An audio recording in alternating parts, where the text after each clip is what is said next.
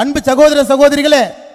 நான் இதை சொல்லும் பொழுது நீங்கள் அனைவரும் என்னோடு சேர்ந்து இதை சொல்ல வேண்டும் என்கின்ற அன்பான வேண்டுகோளை வைக்கின்றேன். இந்த முறை 400க்கும் மேல், இந்த முறை 400க்கும் மேல், ஜூன் 4ஆம் தேதி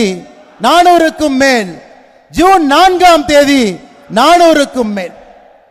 400 பாராளுமன்ற உறுப்பினர்களை தாண்டி நம்முடைய தேசிய ஜனநாயக கூட்டணி 3வது முறையாக தொடர்ந்து ஆட்சியிலே அமர்ந்து நம்முடைய பிரதமராக 3வது முறையாக இந்த ஏழை தாயினுடைய மகன் தன்னுடைய வாழ்க்கை முழுவதுமே வறுமையை பார்த்து, வறுமையிலே யாரும் பிறக்கக்கூடாது, பிறந்திருந்தாலும் கூட வறுமை என்கின்ற கொடிய நோயை ஒழித்து கட்ட வேண்டும் என்பதற்காக ஆட்சி நடத்தி கொண்டிருக்கக்கூடிய பாரத பிரதமர் நரேந்திர மோடி அவர்கள் 3வது முறையாக